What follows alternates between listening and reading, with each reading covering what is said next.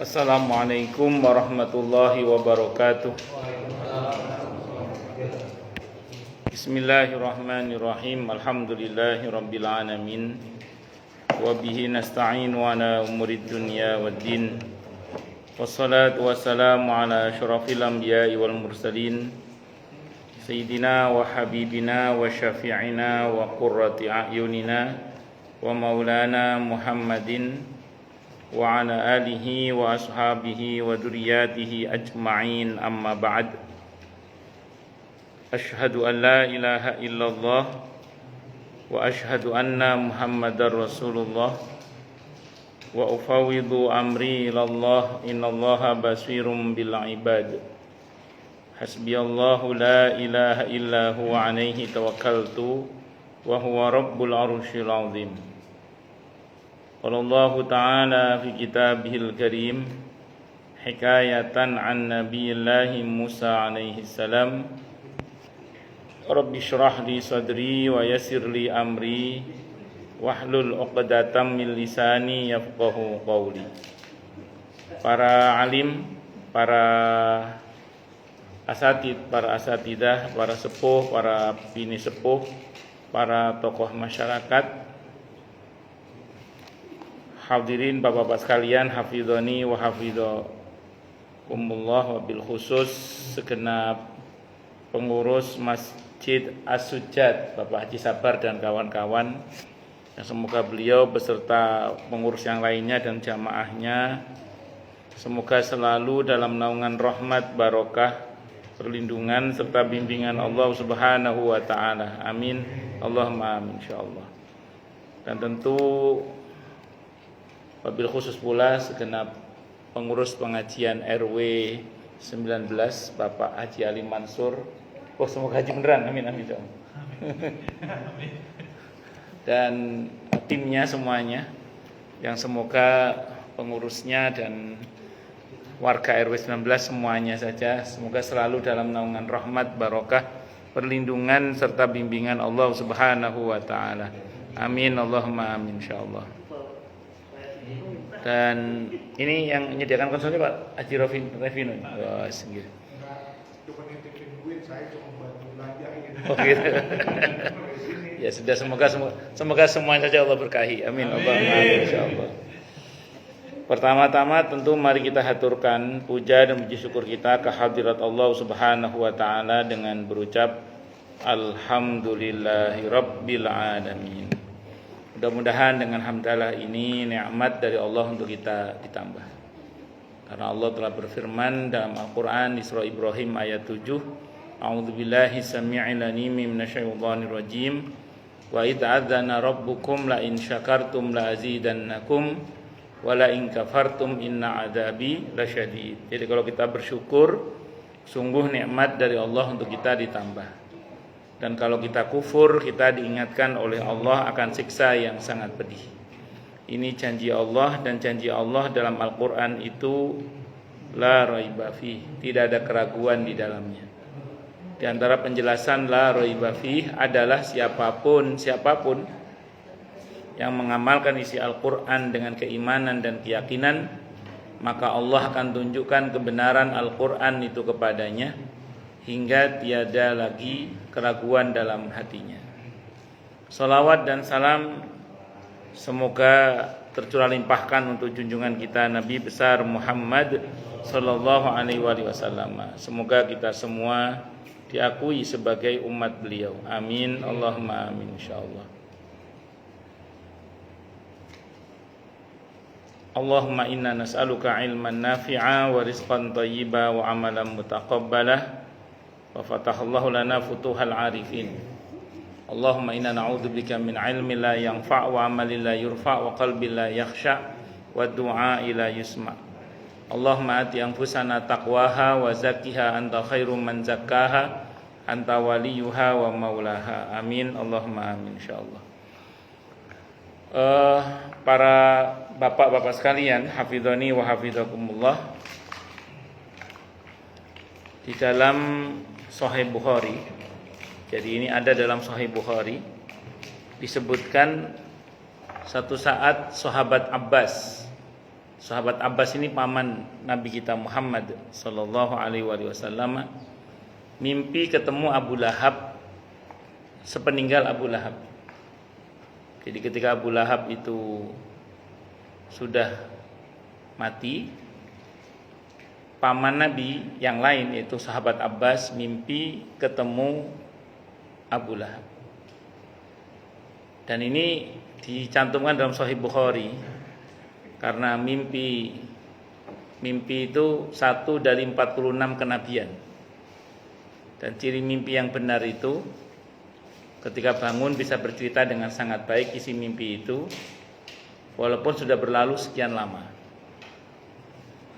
Dan walaupun yang mimpi itu orang kafir, sebagaimana dalam kisah Nabi Yusuf, raja yang mimpi itu dalam kisah Nabi Yusuf itu masih belum masuk Islam.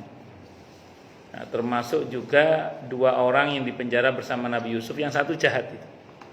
Tapi karena dia bisa bercerita dengan sangat baik isi mimpi itu, jadi itu mimpi yang benar. Dan sepeninggal Abu Lahab berarti ruh ketemu dengan ruh, artinya sahabat Abbas pas tidur ruhnya ketemu ruhnya Abu Lahab. Dan itu dibenarkan dalam Al-Quran karena di surah Az-Zumar surah ke-39 ayat 42 itu ruhnya orang yang sedang hidup saat tidurnya dan orang yang sudah mati itu dalam tanda kutip ya, dalam satu genggaman Allah Subhanahu wa taala.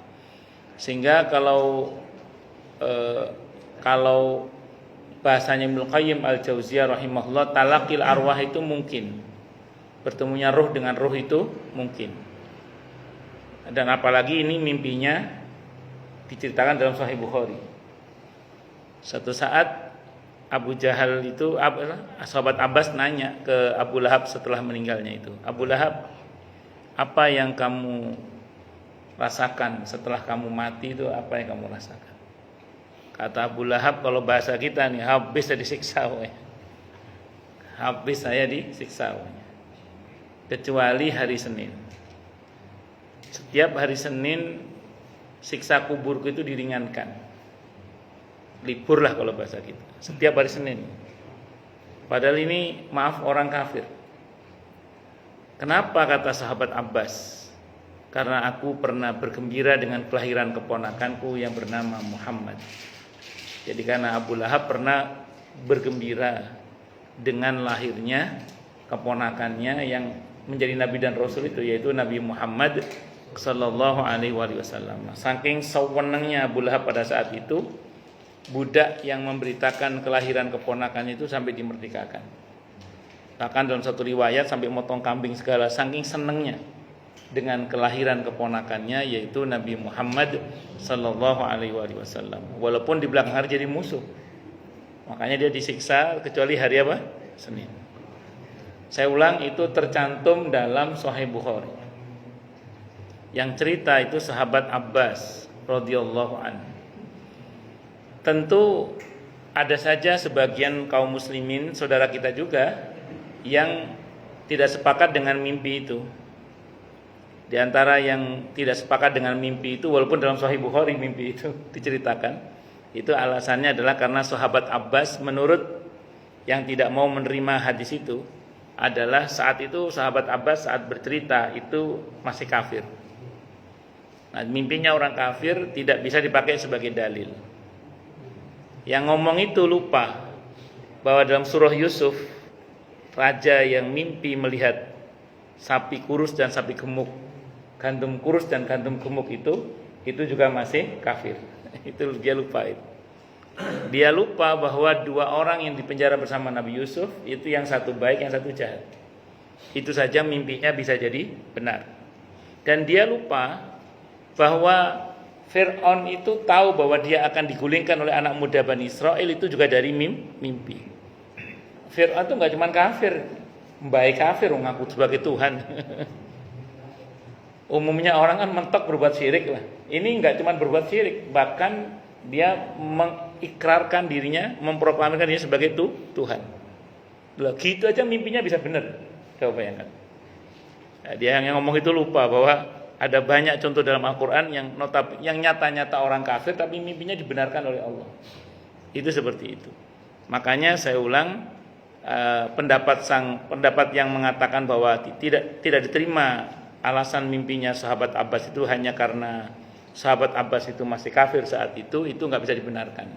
Kenapa? Karena yang lebih dari itu banyak dalam Al-Quran ceritanya, tapi justru dibenarkan langsung oleh Allah Subhanahu wa ta'ala. Itu yang pertama dulu. Maka kata para ulama, bagi yang sepakat, tapi kita nggak usah berantem gara-gara ini ya, saya cuma cerita saja ini. Maka kata para ulama, kalau orang kafir saja itu diringankan siksanya oleh Allah, lalu bagaimana dengan kita yang notabene adalah umat Islam ini, yang notabene adalah umat Nabi Muhammad sallallahu alaihi wasallam. Maka di antara dalil yang dipakai oleh para ulama, bagi yang sepakat loh ya, saya ulang, ini bagi yang sepakat. Saya sengaja membela yang sepakat dalam hal ini karena seringkali yang sepakat ini dituduh macam-macam, gitu.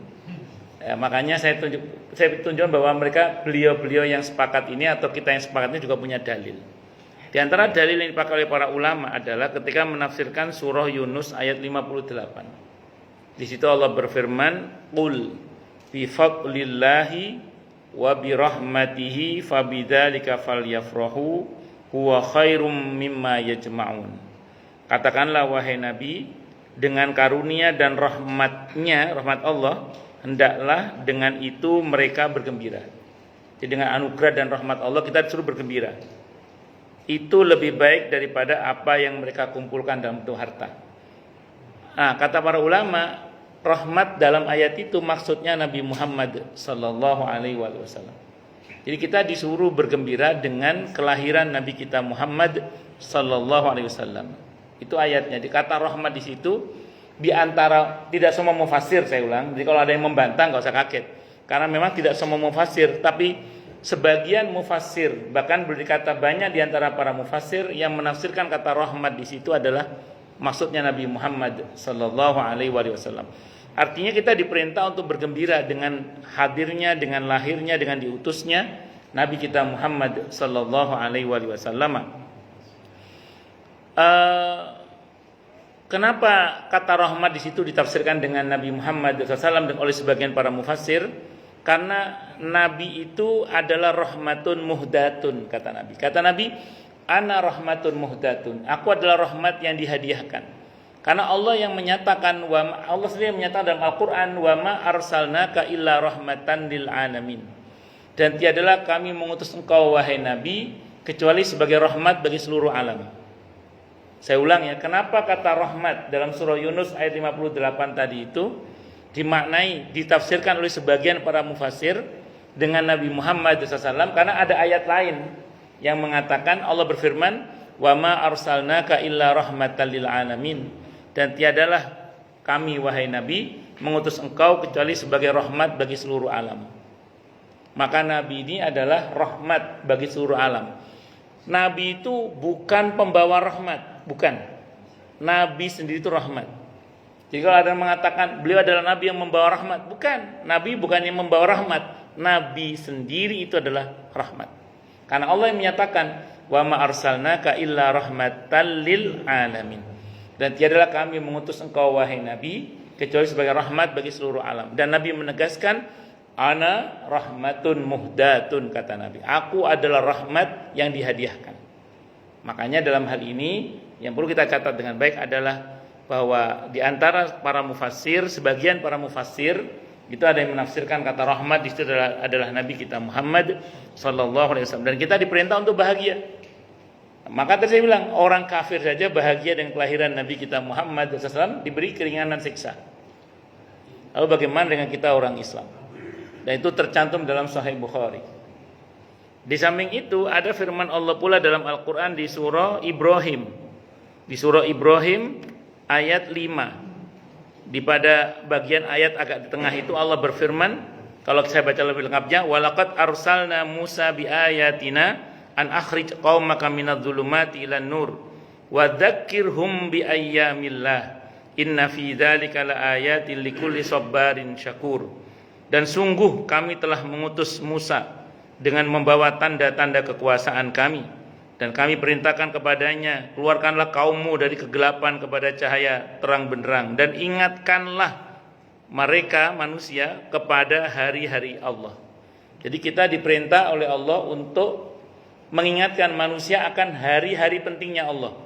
Sebagian para mufasir mengatakan hari-harinya Allah itu hari di mana Allah memenangkan orang-orang soleh, hari di mana Allah hancurkan orang-orang kafir, hari di mana Allah menurunkan anugerah yang besar bagi umat manusia. Di antara hari-hari itu adalah hari lahirnya Nabi kita Muhammad sallallahu alaihi wasallam. Itu hari yang sangat penting. Makanya kita diperintah oleh Allah untuk wadzakirhum bi ayyamillah. Ingatkanlah mereka itu akan hari-harinya Allah. Inna fi dzalika laayatil likulli sabarin syakur. Dan sungguh di dalam semua itu pasti terdapat tanda-tanda kekuasaan Allah bagi orang-orang yang sabar dan orang-orang yang pandai bersyukur, yang pandai berterima kasih. Maka siapapun yang merasa bersyukur kepada Allah dengan nikmat diutusnya Nabi kita Muhammad sallallahu alaihi wasallam, pasti dia akan bergembira dengan hari kelahiran Nabi kita Muhammad sallallahu alaihi wasallam, dengan diutusnya Nabi kita Muhammad sallallahu alaihi wasallam. Ini biasanya sebagian kawan-kawan kita saudara-saudara muslim yang tidak sepakat dengan adanya perayaan Maulid Nabi itu biasanya mengatakan, ada contohnya enggak dari Nabi kita Muhammad sallallahu alaihi wasallam? Maka saya jawab begini, ini rumus dasar dulu ya. Apa yang Nabi perintahkan laksanakan. Apa yang Nabi larang tinggalkan. Apa yang Nabi tinggalkan belum tentu dilarang. Itu rumus itu. Nah, sebagian saudara kita ini salah yang ketiga itu. Apa yang Nabi tinggalkan dilarang. Padahal apa yang Nabi tinggalkan belum tentu dilarang. Saya tunjukkan beberapa hal ya, yang nyata-nyata Nabi meninggalkan, tapi nyata-nyata itu disyariatkan. Yang pertama, dan nanti kita tunjukkan beberapa yang di masa Nabi itu tidak ada, tapi di masa sahabat itu ada, insya Allah. Yang pertama, contoh misalnya, Nabi itu ketika hajinya itu awalnya tamattu. Tamattu itu umroh dulu, baru tahallul, baru nanti ihram haji. Nabi itu hajinya awalnya tamattu, umroh dulu beliau. Selesai umroh, Nabi perintahkan para sahabat untuk tahallul. Tamattu berarti. Tapi Nabi tidak tahallul. Kata Nabi aukamakal, saya tidak tahallul. Saya nyambung, kiron berarti. Kenapa? Karena saya membawa hadyu, binatang sembelihan saya dari Madinah. Saya kiron, lanjut. Lihat, Nabi meninggalkan tamattu, memerintahkan sahabat untuk tamattu, beliau sendiri kiron. Pertanyaannya, tamattu disyariatkan enggak? Haji tamattu disyariatkan. Kita Indonesia rata-rata tamattu kita ini. Rata-rata tamattu gitu. Nah, artinya apa? Nabi nyata-nyata meninggalkan tamattu. Tapi ternyata tamattu itu nyata-nyata disyariatkan. Nabi memilih kiron, memerintahkan sahabat untuk tamattu. Bisa dipahami ya? Nah, itu menunjukkan bahwa apa yang Nabi tinggalkan belum tentu dilarang. Dan hati-hati dengan sebagian orang yang secara gegabah mengatakan mengadakan acara Maulid Nabi ini dilarang oleh Rasulullah Muhammad SAW. Yakin tuh Rasulullah yang melarang? Karena kalau sampai ternyata Rasulullah tidak melarang, berarti dia telah berdusta atas nama Rasulullah Muhammad SAW.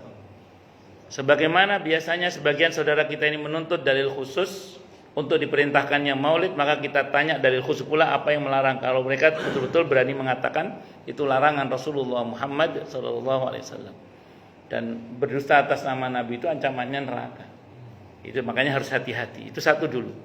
Kemudian yang kedua, contoh yang lain misalnya ketika Nabi mengajarkan kepada sahabat Abdullah ibn Amr ibn Al-As radhiyallahu anhuma puasa Daud. Sehari puasa, sehari tidak, sehari puasa, sehari tidak.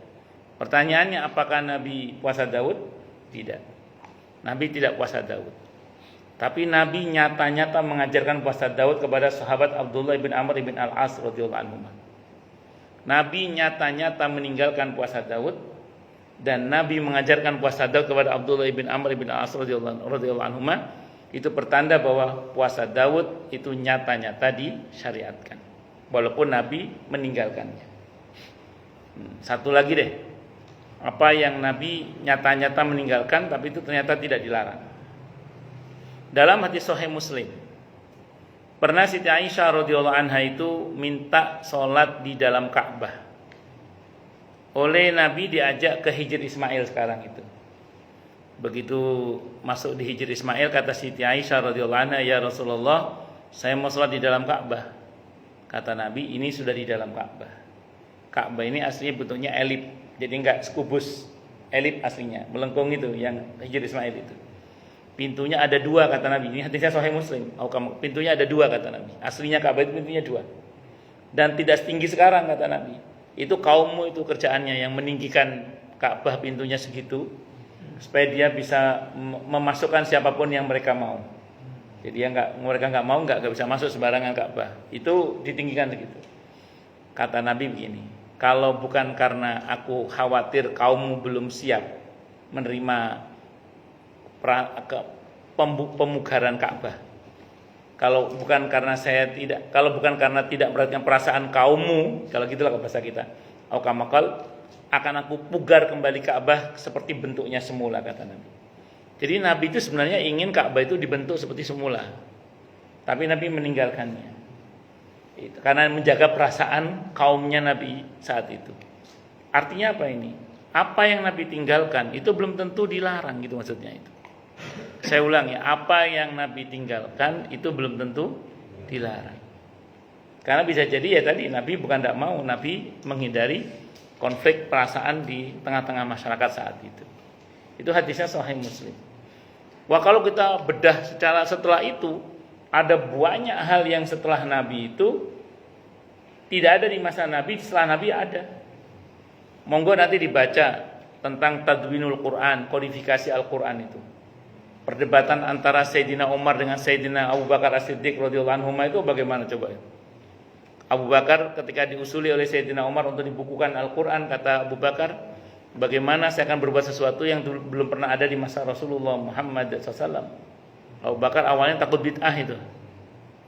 Apa kata Abu Bakar, kata Sayyidina Umar, ini penghafal Quran banyak yang meninggal, tidak semuanya orang hafal Al-Quran. Sementara saya khawatir kalau nggak dibuka nanti umat ini tidak kenal dengan kitab sucinya. Berarti ada kemaslahatan umum yang mendesak untuk diwujudkan, teks Quran sunnahnya nggak ketemu. Wah, akhirnya disepakati oleh Abu Bakar, ya wis kalau gitu silahkan. Nanti Zaid bin Sabit juga sama, tidak mau juga. Alasannya karena bagaimana saya akan membuat sesuatu yang tidak ada di masa Nabi kita Muhammad Sallallahu Alaihi Wasallam. Diterangkan oleh Abu Bakar, oleh Sayyidina Umar dengan keterangan yang sama itu. Akhirnya disepakati untuk dibukukan Al-Quran itu. Sampai sekarang kita punya mushaf itu. Itu mushaf itu saja awalnya nggak ada titiknya itu. Titiknya belakangan itu. Baru terus ada titik, terus ada harokatnya lagi setelah itu. Baru ada harokatnya belakangan ini saja. Dulu Al-Quran itu nggak ada titiknya, nggak ada harokatnya. Baru ada di belakangan ini aja. Baru ada itu. Wah, itu bid'ah semua kalau mau dibid'ahkan itu. Tapi tidak. Kenapa? Karena itu adalah hajat yang mendesak, yang patut untuk diwujudkan walaupun teks Quran sunnahnya nggak ketemu. Itu kalau di dalam kaidah usul fikih itu namanya maslahah mursalah, kemaslahatan umum yang mendesak untuk diwujudkan, teks Quran sunnahnya nggak ketemu. Kalau kita mau betul-betul konsisten dengan yang Nabi contohkan, misalnya itu zakatul fitri tidak bisa dengan beras itu. Iya, bisanya dengan gandum dan kurma. Itu yang Nabi contohkan dan yang Nabi perintahkan. Tapi itu dipahami oleh para ulama dengan qutul balad.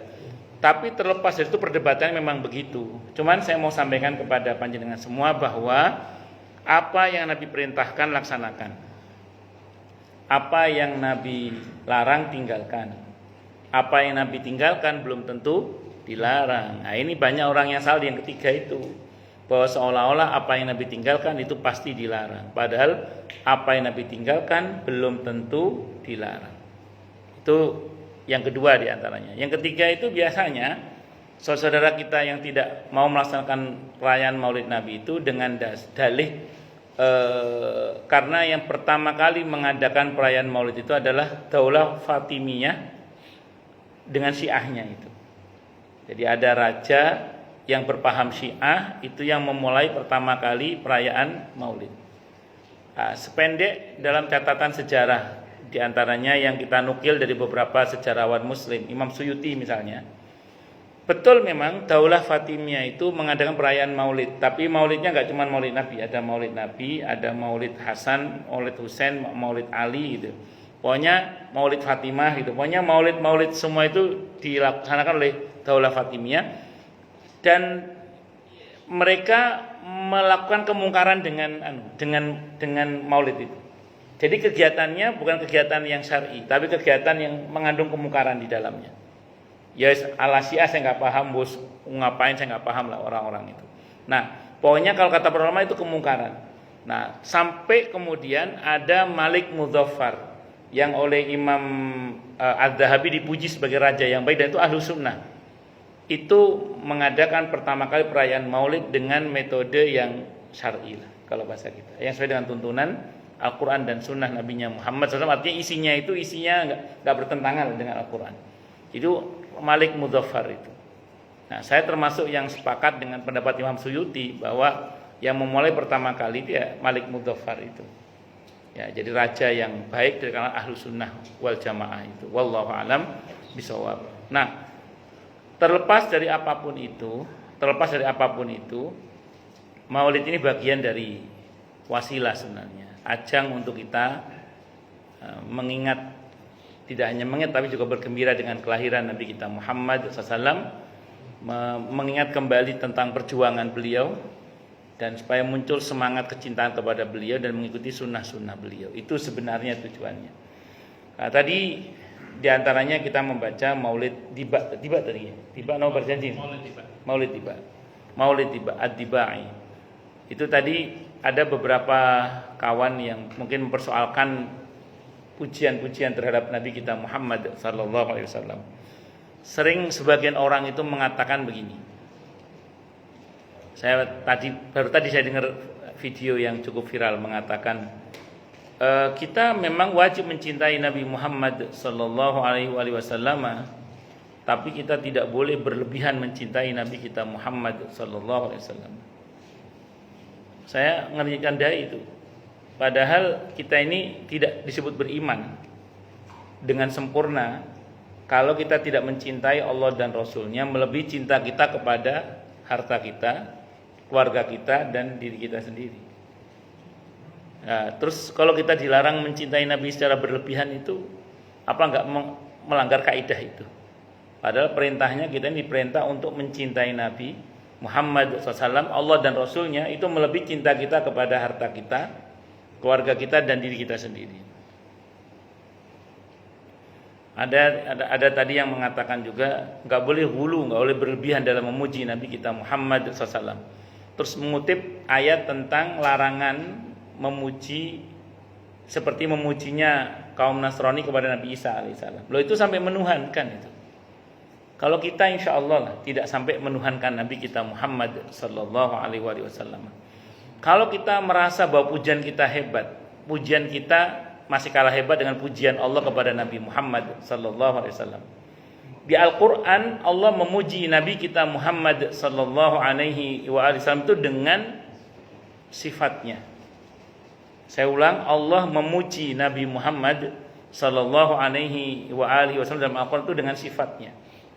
Di surah Al-Baqarah ayat 128 itu laqad ja'akum rasulun min anfusikum azizun 'alaihi ma 'anittum harisun 'alaikum bil mu'minina raufur rahim. Allah puji Nabi dengan sifat Allah Rauf Rahim. Coba bayangkan. Terus di Al-Qalam ayat 4 Allah puji Nabi dengan azim, wa innaka la'ala khuluqin azim. Pastilah kau wahai Nabi di atas budi pekerti yang agung. Artinya apa? Pujian kita kepada Nabi enggak ada apa-apanya dibandingkan pujian Allah kepada Nabi kita Muhammad sallallahu alaihi wasallam. Kalau tadi ada pujian dalam Ad-Diba tadi, anta nurun fauqan nuri.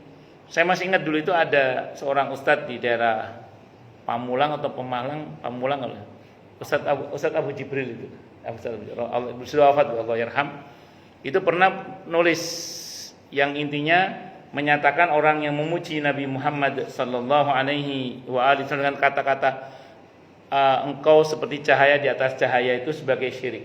Orangnya berbuat syirik. Saat itu saya diberi edarannya di Dewan Dakwah saat itu. Saya bilang ke orang-orang Dewan Dakwah, ini harus mengundang ahli bahasa, ahli sastra dan ahli akidah, dua-duanya harus tahu ini. Kalau sepihak begini, ini ngerinya kita telah mengkafirkan saudara kita sama muslim tanpa sadar, saya bilang gitu. Kenapa? Karena begini, dalam pujian tentang nurun ala nur itu. Nanti kalau kita baca surah An-Nur ayat 35. Itu ada ayat yang mengatakan nurun ala nur, cahaya di atas cahaya. Itu sependek yang saya baca, tidak ada satupun mufassir yang mengartikan bahwa Allah itu cahaya di atas cahaya, tidak ada. Di antara nama Allah An-Nur. An-Nur itu sependek yang saya pelajari tentang tafsir Al-Asmaul Husna, karena saya ngajar Ma'rifatullah ya. Itu sependek yang saya baca dari sekian banyak para ahli tafsir, bahkan seluruh mufassir sependek yang saya baca ya. Itu tidak ada satupun yang mengartikan Allah itu cahaya. Karena kalau kita mengartikan Allah itu cahaya, berarti Allah itu makhluk. Karena cahaya itu makhluk. Allah An-Nur itu maksudnya Allah pemilik cahaya. Jadi kata-kata dalam surah An-Nur ayat 35, Allahu nurus samawati wal ard, itu terjemahan yang tepat. Itu bukan Allah cahaya langit dan bumi, bukan. Allah pemilik cahaya langit dan bumi. Nah, di antara cahaya Allah itu ada yang cahaya di atas cahaya. Siapa? Nanti buka kata qadiyat dalam kitab Asy-Syifa, nurun ala nur itu adalah Nabi Muhammad sallallahu alaihi wasallam. Pertanyaannya, kenapa kok nur ala nur, cahaya di atas cahaya itu Nabi Muhammad sallallahu dalam surah An-Nur ayat 35 itu? Karena seluruh nabi itu cahaya Allah. Cahaya milik Allah, maksud. Seluruh nabi itu cahaya milik Allah. Cuman mereka berlaku lokal. Sementara Nabi Muhammad sallallahu alaihi wasallam itu berlaku universal. Jadi ketika yang lain berlaku lokal, Nabi berlaku universal. Makanya diistilahkan dengan Nabi itu cahaya milik Allah di atas cahaya. Cahaya di atas cahaya yang lainnya maksudnya. Ada juga yang menafsirkan begini. Ketika Nabi Mi'raj itu sampai langit ketujuh, malaikat Jibril tidak sanggup melanjutkan perjalanan. Hadisnya Sahih Bukhari, Sahih Muslim. Aukamakol. Ketika sampai langit ketujuh, malaikat Jibril tidak sanggup melanjutkan perjalanan. Kata malaikat Jibril, monggo ya Rasulullah jangan lanjut, saya nggak sanggup. Kalau saya paksakan lanjut, saya akan terbakar. Malaikat Jibril terbuat dari cahaya, nggak sanggup melanjutkan perjalanan di langit ketujuh itu. Sementara Nabi Muhammad sallallahu alaihi wasallam beliau sanggup dengan izin Allah. Maka kalau yang cahaya tidak sanggup, ini kok sanggup, berarti Nabi itu cahaya di atas cahaya. Itulah yang ada di surah An-Nur ayat 35 itu, nurun ala nur itu. Cahaya dari berjanji ini memuji Nabi dengan anta nurun fauqan nur itu tidak bertentangan dengan ilmu akidah sebenarnya. Karena kalau kita baca banyak hadis, banyak tafsir, itu ternyata nur ala nur itu adalah Nabi Muhammad sallallahu alaihi wasallam. Itu menurut penjelasan qadiyat dalam kitabnya Asy-Syifa di antaranya. Dan saya ulang tadi dalam pembahasan tentang Ma'rifatullah Al-Asmaul Husna, Allah An-Nur, Allah sebagai An-Nur itu bukan Allah sebagai cahaya, bukan Allah Maha Cahaya, bukan. Allah pemilik cahaya. Itu seperti itu. Saya kira yang bisa saya sampaikan. Kalau mau diskusi, monggo yang mau tanya, protes, marah boleh, silakan. Monggo silakan. Monggo Bapak-bapak, kita bisa ada sesi tanya jawab. Tapi itu hanya argumentasi sebagian yang bisa saya sampaikan ya. Maksud saya ini biar yang nggak sepakat tetap nggak sepakat, nggak apa-apa, maksud saya gitu. Cuman jangan gampang menuduh jelek saudara kita yang melakukan atau kita yang melakukan, karena yang melakukan itu bukan tidak punya dalil, gitu, bukan tidak punya dasar. Saya kira itu. Wallahu a'lam bishawab. Tetap kita berlapang dada. Karena saya berkeyakinan yang mau dan yang tidak mau sama-sama mencintai Nabi Muhammad sallallahu alaihi wasallam. Terima kasih Kiai. Monggo istirahat dulu, menikmati hidangannya. Alhamdulillah luar biasa hidangannya. Hidangannya Masya Allah ini. Monggo silakan. Kalau ada yang ditanyakan, silakan kita list dulu pertanyaannya sambil guru kita menikmati hidangan spesial malam ini. Oh. Ya, belum. Pak Supri. Hari masuk ke live Instagram. Kalau ini masuk ke live Instagram nih. Jadi viral nih. Oke, Assalamualaikum warahmatullahi wabarakatuh. Monggo Pak Supri. Pak, dalam lafaz salah satu azan itu kan ada lafaz asyhadu anna Muhammadar Rasulullah. Nah, pertanyaan saya itu Nabi Muhammad itu pernah azan nggak, Pak? Bagus. Seandainya misalnya Nabi Muhammad itu melakukan azan, lalu kalimat itu ya bagaimana dengan kalimat itu gitu? Nah, kali ini. Oke, ditanggung dulu yang pertama. Sambut. Monggo pertanyaan yang kedua. Bisa sekaligus. Dari sebelah sini. Monggo, ada yang mau tanya?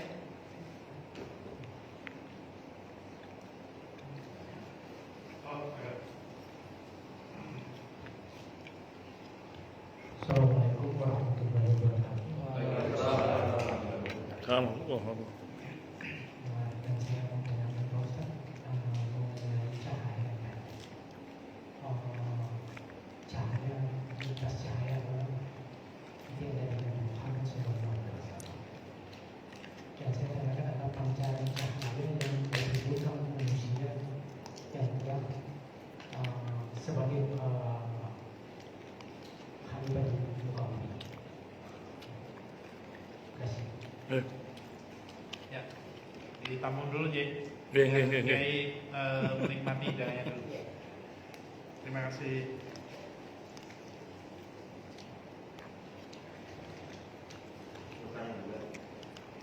Monggo. Ada lagi, monggo. Pak Revino kalau mau nanya boleh. Nganterin aja. Oh,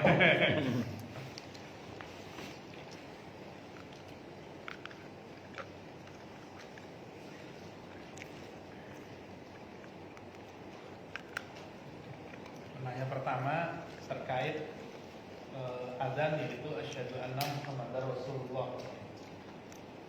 Nabi belum seperti apa waktu zamannya ketika Rasulullah, dan beliau apakah pernah azan gitu.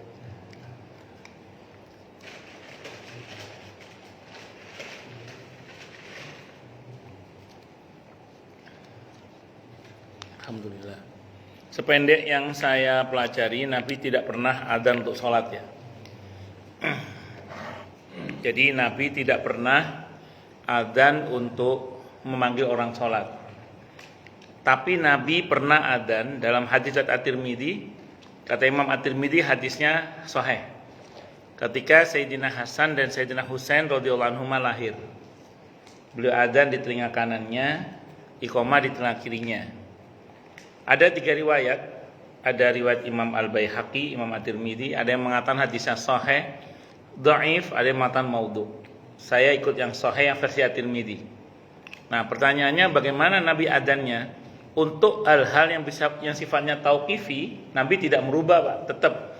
Karena lafaz adzan itu didapat dari mimpi. Ada 2 orang sahabat yang mimpi. Ketika itu kan sahabat diskusi. Kira-kira untuk manggil orang salat itu kita pakai apa? Kalau pakai lonceng sudah agama sebelah. Kalau pakai trompet juga agama sebelah. Pakai api juga sudah agama sebelah. Terus gimana ini? Akhirnya enggak berhasil, enggak final. Nah, sampai akhirnya kemudian ada 2 orang sahabat mimpi diberitahukan tentang lafaz adzan itu. Kedua-duanya menghadap ke Rasulullah Muhammad SAW. Ternyata Nabi juga sudah dapat wahyu tentang adzan itu. Maka dibenarkan oleh beliau, maka dua-duanya diterima mimpinya itu dan ditetapkan sebagai cara memanggil orang untuk sholat. Nah, sehingga adzan itu kalimat yang sifatnya tauqifi, sudah ditetapkan dalam syariat. Nah, Nabi itu kalau udah tahu syariat, Nabi tetap seperti biasa, Pak. Asyhadu anna Muhammadar Rasulullah. Satu dulu. Yang kedua, Nabi itu di dalam dirinya itu ada tidak satu diri, tapi ada beberapa unsur dalam diri Nabi itu. Pertama sebagai pribadi, di mana nama kecil beliau Ahmad. Begitu jadi Nabi dan Rasul menjadi Muhammad. Jadi Nabi itu nama kecilnya itu Ahmad. Nah, sementara begitu jadi Nabi dan Rasul beliau Muhammad. Di Injil kata Ahmad dan Muhammad ada. Di Injil itu bahwa nanti di akhir zaman akan ada namanya Ahmed, Muhammad itu ada dalam Injil.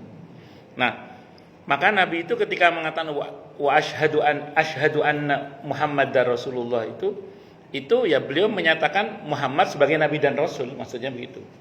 Bukan Ahmad sebagai pribadi, tapi Muhammad sebagai Nabi dan Rasul. Dan itu mesti diikrarkan. Khusus untuk para Nabi harus memproklamirkan dirinya kalau dia itu adalah Nabi dan Rasul. Dan itu bukan narsis, karena itu perintah. Kalau Ustadz tidak wajib. Ustadz tidak wajib. Kalau Rasul, Nabi dan Rasul wajib memberitahukan itu. Jadi Nabi itu beliau tetap asyhadu anna Muhammad Rasulullah. Ketika mengadhan Sayyidina Hasan dan Sayyidina, karena itu kalimatnya tauqifi. Berdasarkan, kalau untuk sahabat namanya ilham, kalau untuk Nabi, kalau mimpi itu namanya wahyu. Ngoten nggih, itu sependek yang saya pelajari. Nah, terus kemudian yang kedua berkenaan dengan apa tadi, cahaya. Cahaya kita sebagai seorang muslim terkait dengan sekitar dan seterusnya gitu. Gini. Kita ini yang asli kita kan bukan yang raga ini ya. Karena ini dari hasil mengumpulkan kalau ini. Toge, jengkol, ongol-ongol, bakso dan macam-macam lah ini badan ini ya. Yang tidak pernah kita dari hasil mengumpulkan itu ruh. Karena memang yang sejatinya kita ruh itu. Kalau kita mengasah ruhani kita, ruh kita itu bisa melampaui batas badan ini. Ruh kita itu bisa melampaui batas alam semesta ini bahkan. Masa Ustaz? Ini gini ya. Ini contoh. Ada beberapa sahabat Nabi yang fisiknya di bumi, tapi sudah ada di surga suara terompas sendalnya itu, sahabat Bilal radhiyallahu anhu.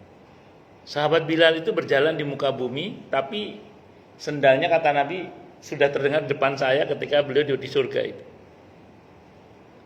Uwais Al-Qarni radhiyallahu anhu itu tabi'in malah itu. Nabi nggak pernah jumpa langsung secara fisik dengan Uwais Al-Qarni radhiyallahu anhu. Tapi Nabi tahu detil bentuk fisiknya Uwais Al-Qarni radhiyallahu anhu, sampai dalamannya Nabi tahu. Dari mana Nabi mengenal Uwais? Dari langit, di langit. Nabi mengenal Uwais di langit. Jadi Nabi itu mengenal Uwais di mana? Di langit. Badannya di bumi tapi terkenal di langit, itu Uwais Al-Qarni radhiyallahu anhu. Jadi manusia itu kalau sanggup mengasah ruhaninya, itu dia bisa melampaui batas badannya, bahkan bisa melampaui batas alam semesta ini, bisa tembus langit itu. Itu yang terjadi kepada para sahabat-sahabat Nabi dan beberapa tabi'in tadi itu diantaranya. Nah, kita pun kalau ingin punya pengalaman yang melampaui batas badan kita, bahkan batas bumi ini, ya harus qad aflaha man tazakka wa dzakara asma rabbih fasalla. Qad aflaha man zakkaha wa qad khaba man dassaha. Saya kira itu Bang ya. Wallahu a'lam bishawab. Saya itu pernah baca bukunya Insinyur Agus Mustafa ya. Beliau itu nulis, saat itu saya baca bukunya yang judulnya Terpesona di Sidratul Muntaha. Buku yang itu agak bagus kayaknya itu. Yang itu bukan agak, buku yang itu lumayan bagus lah. Kalau yang ternyata akhirat nggak kekal itu saya kurang sependapat, bahkan tidak sependapat. Tapi kalau yang Terpesona di Sidratul Muntaha itu lumayan bagus bukunya. Beliau itu menjelaskan gini, di dalam tubuh kita ini ada namanya bioelektronik. Saya bukan pakarnya ya, saya cuma dari hasil bacaan saya dari seorang dosen teknik nuklir UGM itu. Beliau mengatakan UGM beneran ya, UGM beneran. Jadi ada yang nggak beneran. Udah tahu pokoknya saya ngomong gitu aja. Ya nggak usah kemana-mana ya, nggak usah kemana-mana. Nah, jadi nah beliau ini cerita di dalam tubuh kita itu ada sel, di dalam sel tubuh kita itu ada namanya bioelektronik. Kalau hati kita tenang, itu amplitudenya mengecil, frekuensinya membesar, kata beliau gitu. F pangkat 10 hingga 13 itu bisa menghasilkan cahaya. Jadi semakin kita zikir, semakin kita tenang, semakin kita khusyuk, itu semakin tenang hati kita, itu frekuensi membesar, amplitudo mengecil, kata beliau begitu. Dan itu hingga pangkat F pangkat 10 hingga 13 atau itu bisa menghasilkan cahaya. Kalau begitu kuat zikir kita hingga hingga khusyuk bener ya, tenang bener, itu pencahayaannya akan menjalar bahkan bisa sampai keluar itu. Nah, ketika keluar itu mungkin sebagian orang menyebut dengan inner beauty atau apa istilahnya gitu. Ya, dan lain sebagainya itu. Nah, jadi itu yang dalam hadis Sahih Muslim, Siti Aisyah ketika mencari jarumnya yang hilang itu menjadi ketemu gara-gara ada cahaya yang menyinari dari wajah yang mulia Nabi kita Muhammad sallallahu alaihi wasallam. Wallahu a'lam. Gitu Bang. Jadi kalau kita bisa mengasah ruhani kita, itu bisa punya kemampuan melampaui batas badan dan bahkan alam semesta ini. Wallahu a'lam bishawab.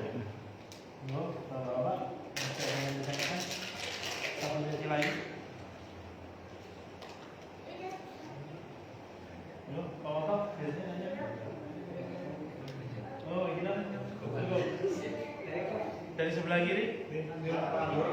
Oh, Pak Guru.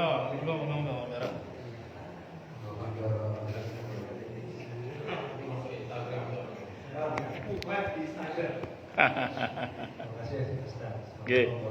Waalaikumsalam warahmatullahi wabarakatuh. Nggih. Apakah kita sebagai kaum muslim bisa bermimpi ketemu Rasulullah? Apakah itu benar atau enggak? Bagus. Belum pernah. Bagus. Ada kemungkinan seperti itu. Bagus. Oke, sami-sami.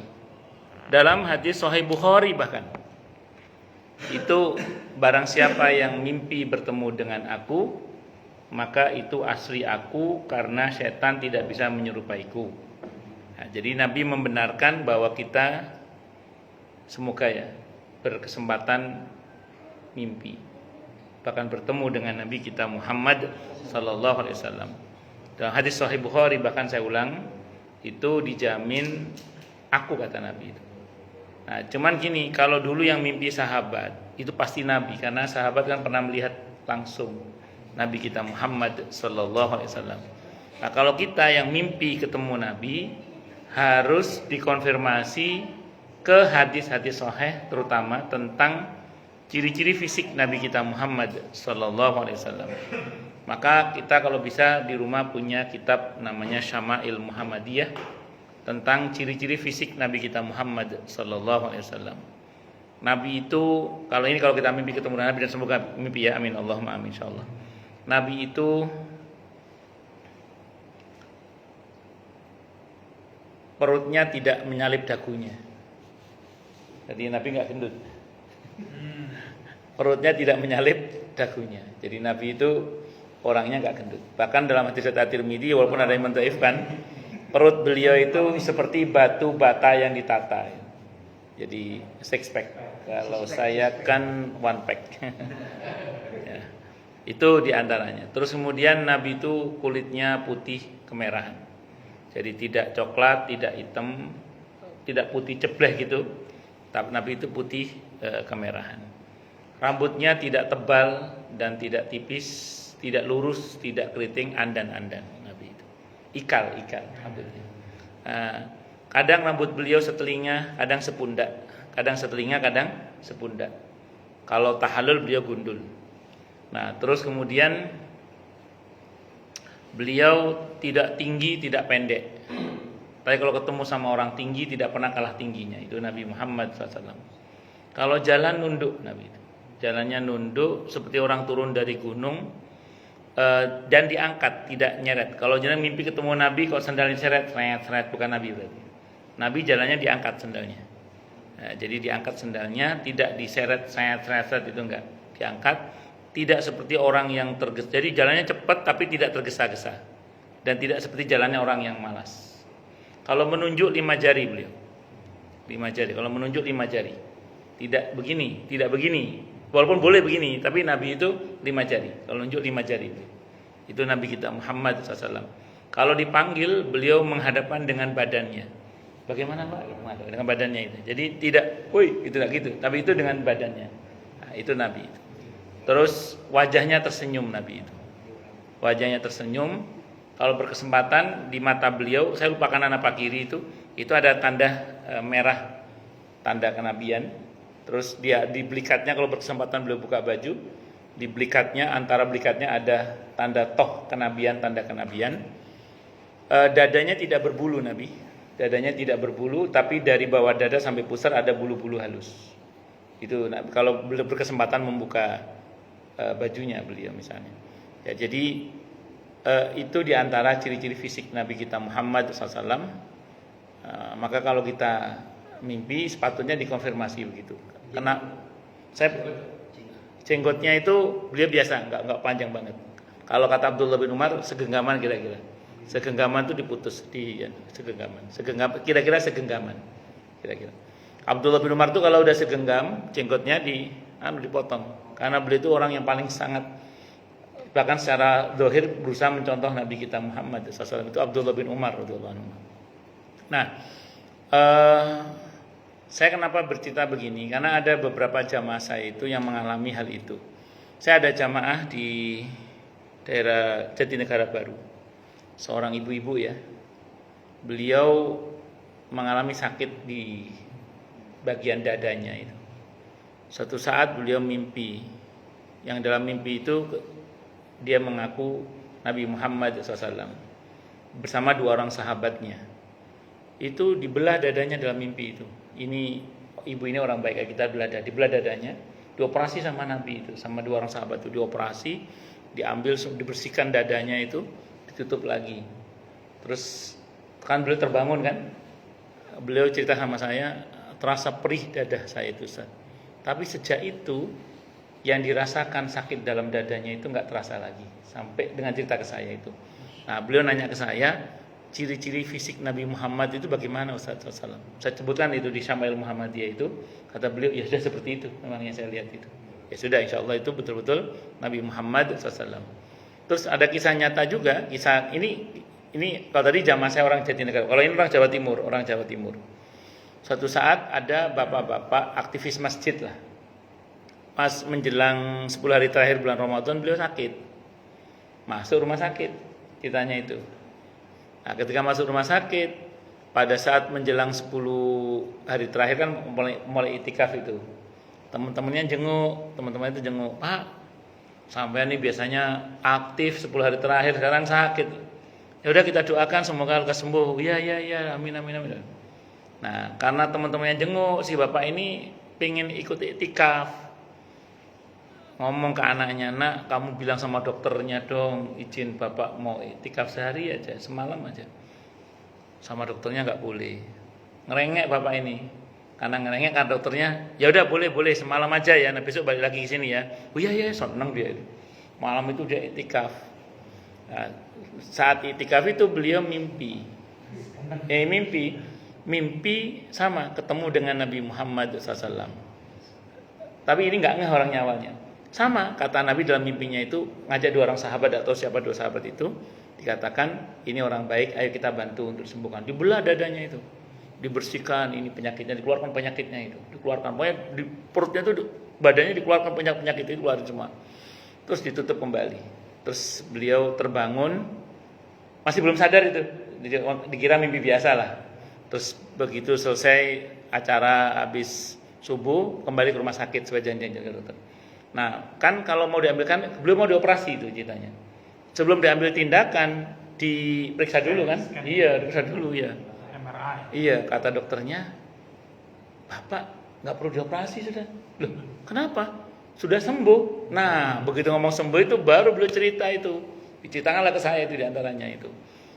Tadi malam tuh saya mimpi ketemu Nabi Muhammad SAW. Ya itu dalam Sahih Bukhari kalau ketemu dengan Nabi ya itu asli Nabi. Itu dan dengan ciri-ciri yang tadi itu. Wallahu a'lam bishawab. Ngaten nggih? Wallahu a'lam bishawab. Nggih. Semoga kita berkesempatan bertemu dengan Nabi kita Muhammad SAW. Yaqdatan wa niyaman. Amin Allahumma amin insyaallah. Monggo yang lain silakan kalau ada. Sekali lagi ada yang ditanyakan? Biar plong. Cukup? Ya cukup. Kalau sudah, monggo mari kita sama-sama berdoa sekaligus nanti dilanjut doa khataman Al-Quran. Doa khatamul Quran nggih. Oke. Kita buka dulu. Monggo Kiai mau nikmati hidangan dulu. Oh, sama-sama.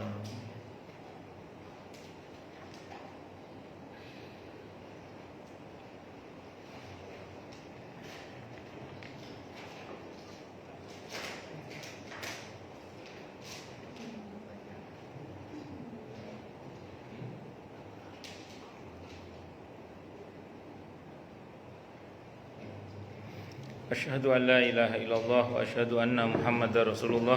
Allahumma shalli wa sallim wa barik ala sayyidina maulana Muhammadin wa ala alihi wa ashabihi wa dzurriyyatihi ajmain walhamdulillahi rabbil alamin. Allahumma rabbana ya rabbana taqabbal minna innaka antas samiul alim wa tub alaina ya maulana innaka antat tawwabur rahim. Wahdina wa wafiqna ila al-haqqi wa ila tariqin mustaqim bi barakati khatmil Qur'anil azim. Abi hormati habibika wa rasulikal karim wa'fu anna ya karim wa'fu anna ya rahim waghfir lana dzunubana bi fadlika wa karamika ya akramal akramin wa yarhamar rahimin. Allahumma zayyina bi zinati khatmil Qur'an wa akrimna bi karamati khatmil Qur'an wa syarifna bi syarafati khatmil Qur'an wa albisna bi khil'ati khatmil Qur'an wa adkhilnal jannata ma'al Qur'an wa afina min kulli bala'id dunya wa adzabil akhirati bi hurmati khatmil Qur'an warham jami'a ummati Muhammadin bi hurmati khatmil Qur'an.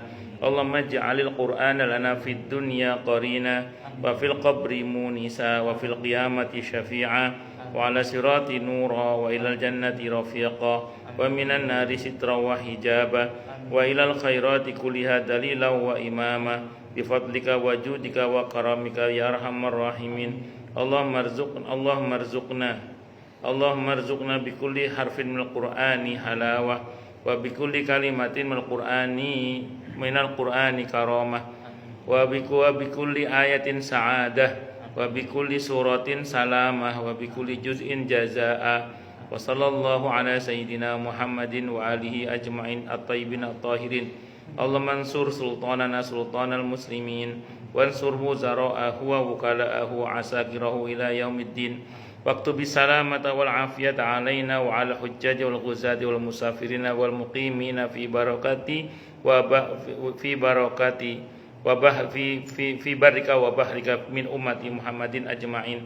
Allahumma balligh thawaba ma qara'nahu wa nura ma talawnahu li ruhi nabiyina Muhammadin sallallahu alaihi wasallama wa li arwahi auladihi wa azwajihi wa ashabihi ridwanullahi ta'ala alaihim ajma'in wa li arwahi abaina wa ummahatina wa abnaina wa banatina wa ikhwanina wa akhwatina wa asdiqaina wa ustadina wa aqribaina wa masyayikhina wa liman lahu haqqun alaina wa li arwahi jamil mu'minina wal mu'minat wal muslimina wal muslimat al ahya'i minhum wal amwat birahmatika ya arhamar rahimin. Jazallahu anna Muhammadan sallallahu alaihi wasallam amma huwa ahluh. Subhana rabbika rabbil izzati amma yasifun wa salamun alal mursalin walhamdulillahi rabbil alamin.